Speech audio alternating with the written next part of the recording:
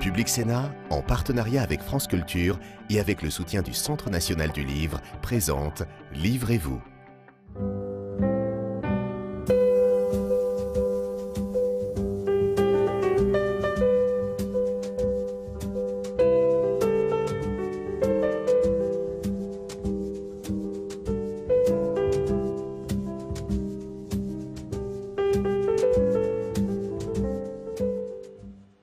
Bonjour et bienvenue dans cette version déconfinée de Livrez-vous. Vous voyez, votre émission littéraire a retrouvé un studio, une émission littéraire sur Public Sénat, bien sûr, en partenariat avec France Culture. Et aujourd'hui, nous allons évoquer le grand homme par excellence, le grand homme qui avait un lien étroit avec la littérature et les livres. Je veux parler, bien sûr, du général de Gaulle. Pour évoquer l'homme, sa mémoire et son œuvre, nous sommes en compagnie de Sylvain Faure. Bonjour. Bonjour. Vous êtes essayiste et ancien conseiller d'Emmanuel Macron et vous venez de publier Contre l'esprit de défaite, l'esprit de conquête aux éditions de l'Observatoire, où vous dressez un parallèle entre un certain appel du 18 juin et la crise du coronavirus, la lutte contre la pandémie. À côté de vous, Frédéric Naudufour, bonjour. Bonjour. Vous êtes historienne, membre du conseil scientifique de la Fondation Charles de Gaulle et vous avez notamment consacré une biographie à Yvonne de Gaulle, la femme de mon général aux éditions Fayard. Et puis enfin, Jean-Noël Jeannet. Bonjour Jean-Noël. Bonjour, bonjour à distance. Voilà, mais on vous voit quand même très bien. Vous êtes historien. Vous avez notamment publié La République a besoin d'histoire au CNRS édition. Et puis Virus ennemi, discours de crise, histoire de guerre aux éditions Gallimard. Et vous avez vu, mon général, vous l'avez vu à la Boisserie. Est-ce que vous pouvez nous dire dans quelle situation vous avez pu pénétrer dans cette maison quand le général y était encore? Après son départ de l'Élysée en avril 1969, il a souhaité recevoir à la Boisserie, en famille, 4 de ses ministres. Je précise que c'était des ministres qui n'avaient pas accepté ou qui n'avaient pas eu l'occasion d'entrer dans les gouvernements de Georges Pompidou. Il y a eu André Malraux, d'où les chaînes qu'on abat, et aussi Couve de Murville, Mesmer et mon père. Et comme De Gaulle avait dit à mon père, si un de vos enfants veut conduire la voiture, il sera le bienvenu. D'où cette expérience, évidemment pour moi, mémorable du 30 décembre 1969. Alors De Gaulle ne vous a pas reçu dans sa bibliothèque, dans cette fameuse bibliothèque en ovale qu'il avait avec 2200 livres, dit-on là-bas? Non, non, non. Il y avait un rituel très militaire. Il a reçu mon père pendant une demi-heure pile, là, et puis ensuite il nous a rejoints dans le salon en attendant la salle à manger. C'était évidemment tout à fait passionnant de le voir à ce moment-là. C'était une sorte de gentleman farmer qui a accueilli avec beaucoup de courtoisie. Il était en réalité préoccupé, je dirais même obsédé par une seule chose, c'est-à-dire la rédaction de ses mémoires. Il nous a dit au fond, ce qu'on dit aujourd'hui de moi, ça ne m'apporte pas beaucoup. Il y avait d'ailleurs un assez grand mépris pour les journalistes. En revanche, je voudrais laisser trace de ce que j'ai fait et que ça puisse servir ensuite, un jour, aux générations futures. Frédéric Naudufour, il faut rappeler quand même que le général de Gaulle fut un homme de plume, puisque pendant de nombreuses années, il n'a vécu que de ses droits d'auteur. Oui, c'est un homme de plume dès son enfance, puisque adolescent, il publie un certain nombre de petits textes, dont l'un, Une mauvaise rencontre, qui est une petite pièce de théâtre, lui a valu un prix. Et le prix était soit gagner de l'argent, soit éditer le texte. Et il a naturellement préféré éditer le texte. Et cette tradition de l'écriture, il la conserve pendant l'entre-deux-guerres, avec les ouvrages que l'on connaît sur l'outil blindé, sur la France et son armée.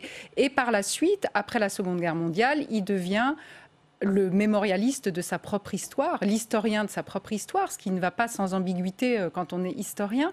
Et la parution des mémoires de guerre, à partir de 1954, permet au couple de Gaulle de vivre, puisqu'à cette époque-là, le général ne touche plus de revenus, et c'est vraiment de sa plume qu'il va vivre jusqu'à la fin de la traversée du désert en 1958. Jean-Noël Jeannet, il y a une construction du mythe. Celle-ci s'est déroulée en plusieurs étapes. Comment la percevez-vous, vous, en tant qu'historien? Le moment décisif, c'est évidemment le 18 juin, et qui pour un historien est tout à fait intéressant, parce qu'on y trouve, je crois, 2 des composantes de ce qui permet de faire un mythe national. Il y a d'abord la rencontre entre l'instantané et la longue durée. Je veux dire qu'il y a une grande part de hasard dans le fait qu'il ait pu finalement se trouver là, à ce moment-là. Il avait fallu que Georges Mandel lui conseille de ne pas démissionner de sa fonction de secrétaire d'État. Il a fallu qu'il ne soit pas abattu en traversant le Pas-de-Calais. Il a fallu que Churchill, après les hésitations de son entourage, lui ait donné accès à la BBC.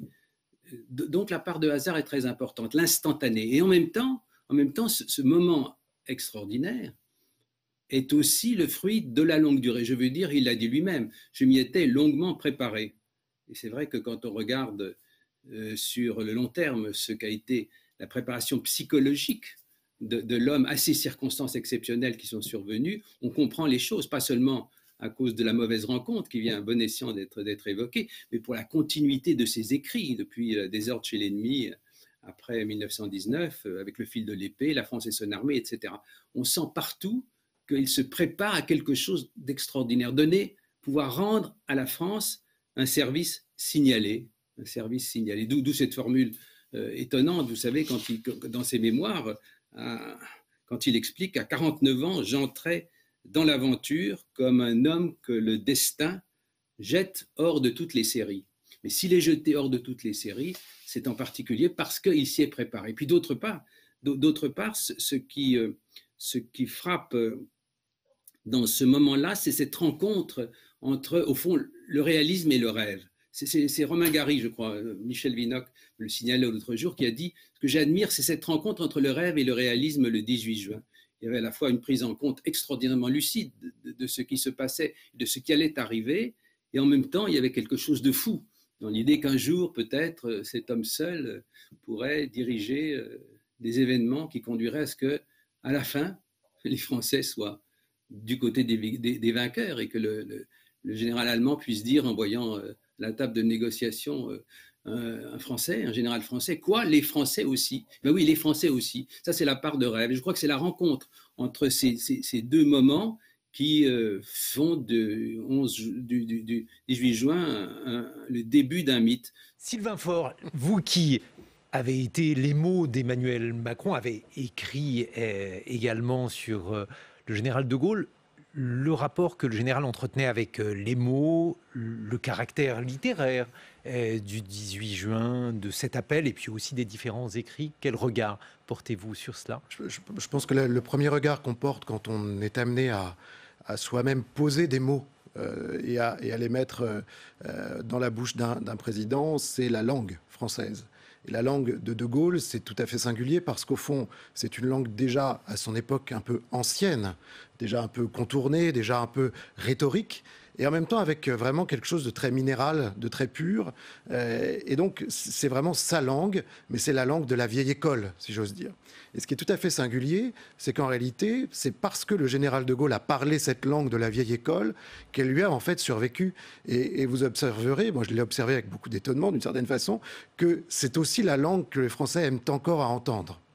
Et qu'un président de la République qui dérogerait à ce style, à cette rhétorique, un peu à la chanson, à la musique de cette langue présidentielle, apparaîtrait comme légèrement dérogé d'une certaine façon au niveau de style, au niveau de langue qu'on attend. Et donc il a, en même temps qu'il a inventé les institutions de la 5e, il a un peu inventé aussi la langue du président. Et ça, j'ai trouvé ça tout à fait étonnant parce qu'en réalité, on voit que ça résonne encore très fort dans le pays.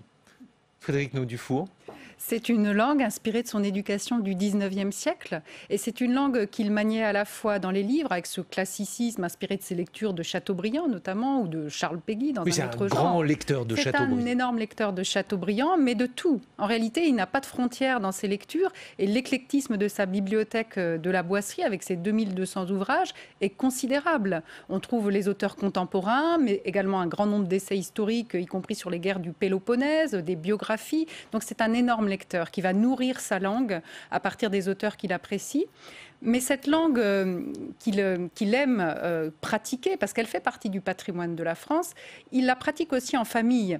Et là, c'est peut-être le seul endroit où il n'y a pas de distinction entre sa vie publique et sa vie privée, c'est que cette langue, il l'habite aussi chez lui, il vous voit sa femme.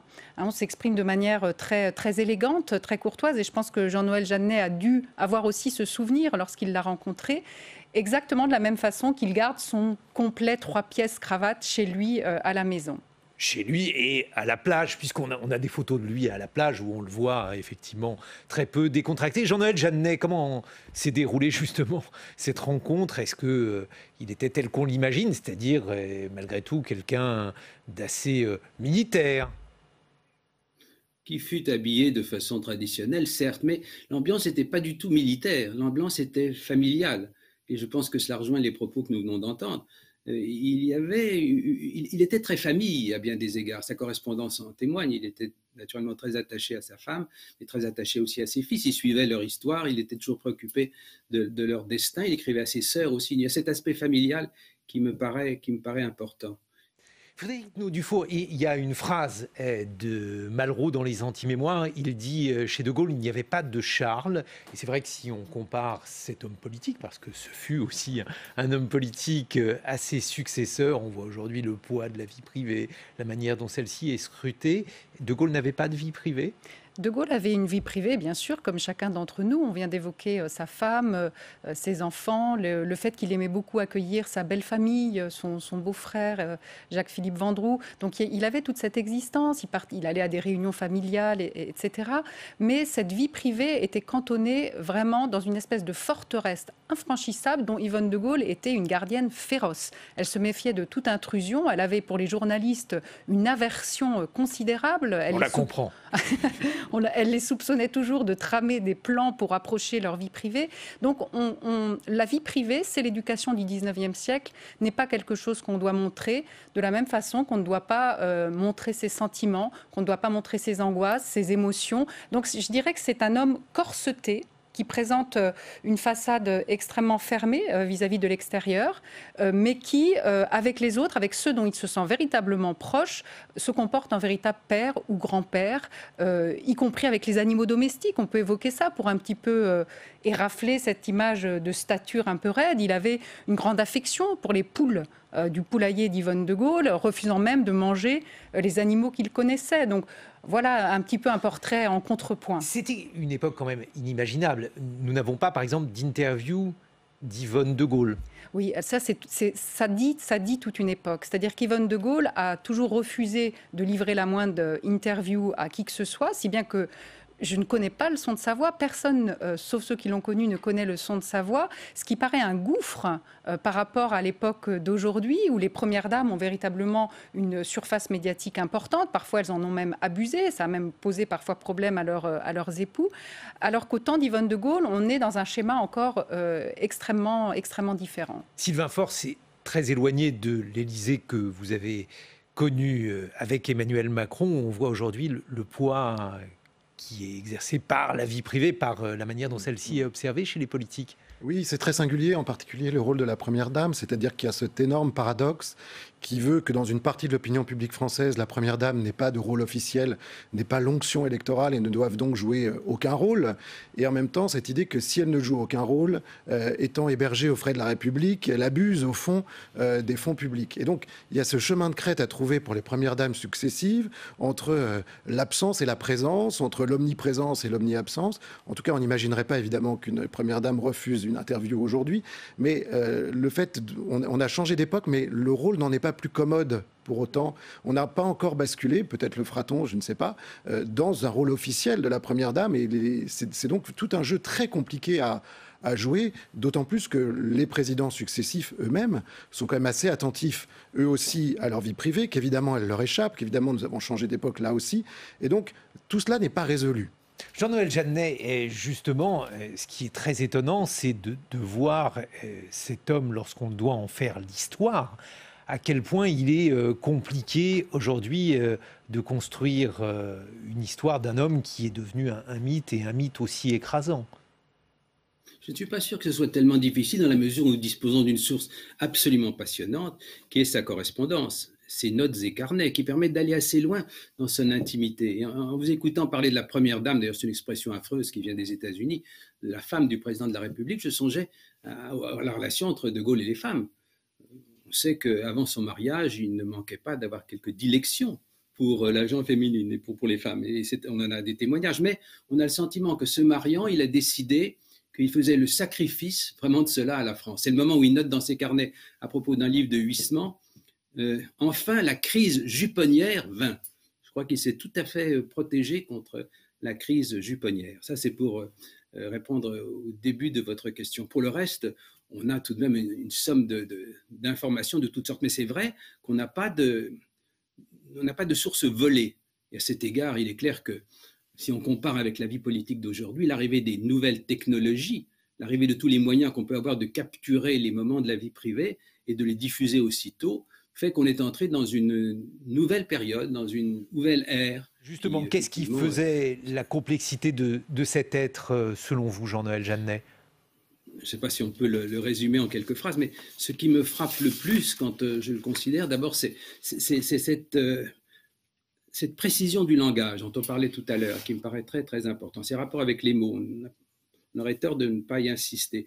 Il y a aussi l'idée que le peuple est honoré quand on lui parle selon un style noble et un riche vocabulaire. Je crois que c'est vraiment une sorte... Et peut tout à coup être interrompu par une gouaille, bien sûr. Mais cet art du maniement de la langue, pour moi, c'est profondément démocratique. Et puis, il y a ce sens de l'entrelac entre l'instant et la longue durée. Saisir l'occasion et en même temps replacer chaque fois les choses, j'en parlais à propos du 18 juin, dans la longue durée d'une culture qui reste profuse, dont on a des témoignages multiples. Il est incroyablement au fait, surtout d'ailleurs des écrivains, plus que de la musique ou de la peinture. Il y a parfois cette sorte de traces de folie chez lui qui bouscule les sagesses du réalisme ordinaire. Et puis enfin, finalement, quelque chose comme un fatalisme qui est attaché à échapper aux griffes de l'inévitable. Le sens qu'il avait également, il était très réaliste cet homme-là, il avait le sentiment qu'on devait et qu'on pouvait organiser le rêve d'une France plus ou moins mythifiée et qu'en même temps il fallait chaque fois saisir l'occasion qui se présentait. J'avais été frappé à Colombey par l'importance qu'il accordait à l'évolution des techniques et des technologies. Ça l'a toujours beaucoup intéressé. Il faut être réaliste, les choses vont changer. Après tout, si on imagine en uchronie, en histoire-fiction, qu'il n'y ait pas eu la radio en 1939, en 1940, qu'elle n'avait pas été encore inventée, tout aurait été différent. Il s'est saisi de la télévision aussi d'une façon qui a beaucoup frappé les contemporains, progressivement. Et au-delà des moyens de communication, il a toujours estimé que l'évolution de la science, de la technologie, ça nous concerne évidemment aujourd'hui, puissamment dans l'affaire du coronavirus, était vouée à peser sur les comportements et finalement à définir aussi la latitude d'action que les hommes d'État pouvaient déployer en dialogue constant avec le peuple dont ils avaient la charge. Et donc, effectivement, Frédéric Naud-Dufour, lorsqu'on étudie De Gaulle, est-ce qu'il y a eu une redécouverte? Est-ce qu'il y a donc eu différentes étapes pour la manière dont on écrit, dont on a écrit l'histoire du gaullisme?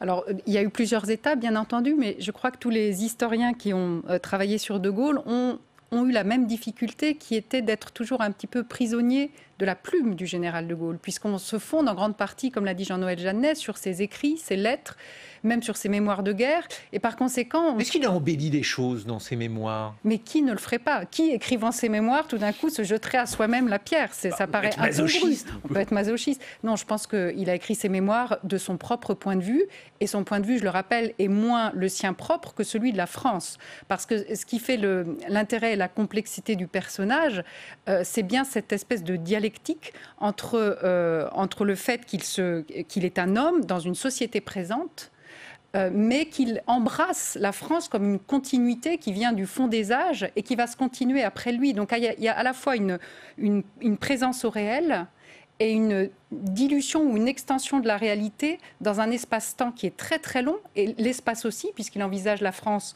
comme étant la partie d'un empire, et le temps également. C'est un lecteur de Bergson.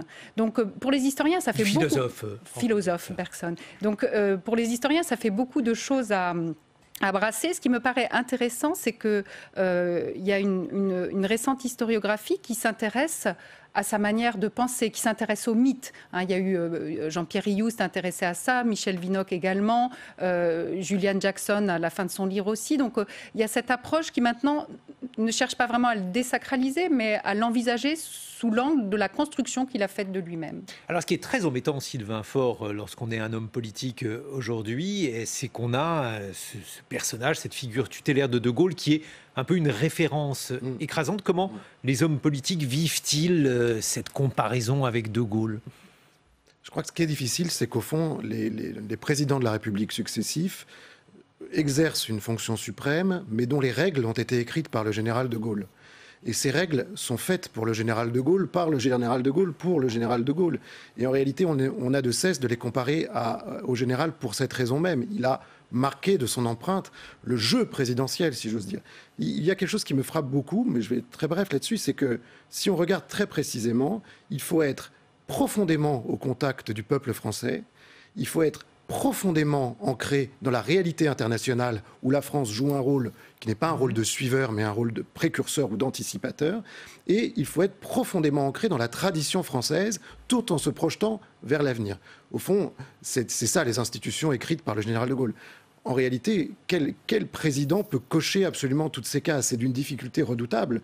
Tout est devenu extrêmement complexe, tout est devenu extrêmement fracturé, tout est devenu très brouillé aussi. L'avenir, le passé, les traditions qui se rencontrent et qui s'entrechoquent, les mémoires qui rentrent en conflit, tout cela est extrêmement difficile. Et donc, tenir tous ces fils ensemble est évidemment la gageure de chaque président. Et ce qui me frappe beaucoup, pour ne pas être sur ce plan négatif, c'est que tous s'y essayent sincèrement.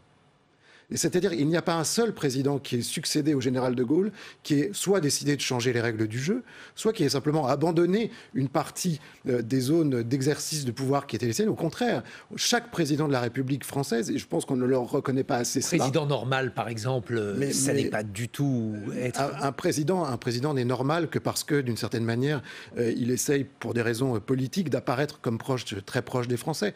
Mais en réalité, un président n'est pas normal dès lors que sa fonction de président de la France et de la République française et d'être l'interlocuteur des grandes puissances émergentes du monde contemporain. Il doit se hisser au-dessus d'une certaine normalité. Mais Sylvain Faure, quand même, c'est très compliqué de vouloir ressembler à De Gaulle aujourd'hui, puisque le souci de verticalité, c'était un homme qui était à tous les égards très vertical. Aujourd'hui, on prône l'horizontalité, autrement dit, un caractère qui est diamétralement opposé à celui du général De Gaulle. La transformation du septennat en quinquennat a probablement été faite pour, d'une certaine façon, faire que le temps du président colle au temps de la législature, et donc, d'une certaine manière, pour rendre le président plus proche aussi de l'expression du vote populaire. Et en effet, on sent bien que nous vivons une époque où les nouvelles technologies, les nouvelles expressions, les nouvelles capacités au fond de communication font que chacun souhaite avoir voix au chapitre, là où la Ve République ou l'exercice présidentiel est évidemment un exercice d'autorité verticale. Et le dialogue, la dialectique entre les deux est devenu de plus en plus complexe.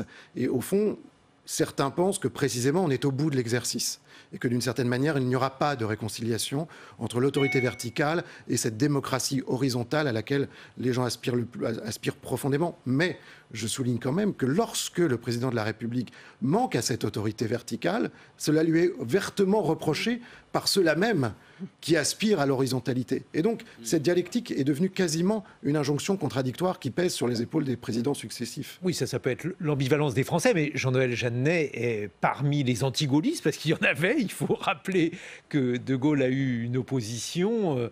Il a eu aussi un certain nombre de procès, par exemple, en dictature ou en autoritarisme. C'était une pratique particulière de la démocratie. C'est Clémenceau qui a dit un jour, si on n'a pas d'ennemis, c'est qu'on n'a rien fait. Évidemment, il y a eu la formule, tout le monde a été, est ou sera gaulliste, tout le monde n'a pas été anti-gaulliste, mais beaucoup l'ont été. Frédéric vient d'employer l'expression « le parti gaulliste ». Je crois que c'est une formule que De Gaulle aurait détestée. Il a dit un jour, il y croyait vraiment, le gaullisme sans De Gaulle, je n'y crois pas. Il ne voulait pas dire par là que c'était tout le contraire de sa conviction, que son héritage ne pouvait pas continuer de féconder beaucoup d'événements français. Il voulait dire par là que personne, aucun parti, n'avait vocation à brandir l'adjectif de gaulliste. Je crois que c'est une leçon qui peut intéresser toute réflexion sur l'histoire qui est survenu depuis sa mort et peut-être encore l'avenir. Personne ne doit pouvoir, à mes yeux en tout cas, se dire un parti gaulliste. Oui, mais à la fois, lorsque Malraux parlait du parti du général de Gaulle, il disait c'est le métro aux heures de pointe. Et là, Frédéric Naudufour, on voit aussi le temps qui est passé avec aujourd'hui la désaffection des partis politiques et le fait que De Gaulle aujourd'hui serait radicalement impossible. À la différence que De Gaulle n'a jamais voulu être le chef d'un parti et que le parti que vous évoquez ne s'appelait même pas parti, il s'appelait le Rassemblement. Bon, c'est peut-être une argutie, mais il n'a jamais voulu être le chef d'une majorité et c'est pour ça qu'il déplorait l'idée d'un quinquennat. Pour lui, le président ne devait absolument pas s'aligner sur les députés. Mais le métro à l'heure de pointe, cette formule de Malraux est intéressante parce qu'elle rappelle que si De Gaulle a incarné cette verticalité, indéniablement, cette autorité, cette stature, en même temps, il avait une certaine proximité avec les gens du peuple, comme on pourrait dire, avec les petites gens. Et j'en veux pour preuve un magnifique fonds d'archives qui se trouve à la Fondation Charles de Gaulle, qui est constitué par les lettres de condoléances qu'a reçues Yvonne à la mort de son mari, et où on voit s'exprimer toute la société française, alors pas les antigaullistes bien sûr, mais parmi tous ceux qui déplorent, qui pleurent la mort du général, il y a des gens de tous les milieux sociaux, des gens qui savent à peine écrire le français et qui viennent dire à quel point ils se sentent petits par rapport à ce grand homme, mais comme ils ont aimé que ce grand homme n'ait pas de distance vis-à-vis d'eux. Et ça aussi, c'est quelque chose qui me pose beaucoup de questions à une époque où on ne cesse de remarquer, de souligner la césure qui s'est installée entre le peuple et son élite. Justement, qu'est-ce que vous en pensez, Sylvain Faure? Est-ce que c'est justifié cette césure soupçonnée ou... Je pense que la césure, elle est partout. C'est-à-dire qu'en fait, il y a une crise globale de l'autorité et que l'autorité politique en est évidemment la première porteuse. Ce qui me frappe aussi, c'est que nous vivons aussi une époque où l'héritage gaulliste est revendiqué par l'extrême droite, qui s'est construite dans l'antigaullisme, depuis très peu par l'extrême gauche de Jean-Luc Mélenchon, qui revendique sa position gaulliste, évidemment par Emmanuel Macron, qui pose avec les mémoires de guerre sur la photo officielle, et évidemment par les Républicains, qui appellent de leur vœu le retour du gaullisme social. Et donc, en réalité, ce sentiment du gaullisme, au fond, comme une espèce de ciment politique et social, est très diffuse aujourd'hui dans la société française. Et personne ne peut se revendiquer du gaullisme, mais au fond, c'est devenu, le mot gaullisme est devenu un mot qui désigne quelque chose dans notre imaginaire collectif, qui n'est pas forcément en rapport avec le général, mais qui est en rapport avec notre histoire commune. Un mot de conclusion, Jean-Noël Jeannet, il est où l'héritage du gaullisme selon vous ? Il appartient à la nation tout entière, exactement comme l'avait voulu le général de Gaulle. Il n'appartient à personne. Il doit, s'il nous regarde de quelque part, évidemment, considérer avec un peu d'ironie des ralliements récents. Quand je vois le Rassemblement national, je me rappelle que M. Alliot, qui a quelques rôles, allait encore récemment apporter son salut à la mémoire du colonel Bastien Thierry, qui avait essayé d'assassiner De Gaulle au Petit Clamart en août 1962. Mais après tout, c'est un bon signe. Et quelle magnifique démonstration du rayonnement d'un personnage qu'il ne s'agit pas de constituer en saint de vitrail. Il ne l'aurait pas souhaité. Merci à tous les trois d'avoir été avec nous. Sylvain Faure, Contre l'esprit de défaite, l'esprit de conquête à l'Observatoire. Frédéric Naudufour, votre biographie d'Yvonne de Gaulle chez Fayard. Et Jean-Noël Jeannet, La République a besoin d'histoire au CNRS édition. À très bientôt sur Public Sénat.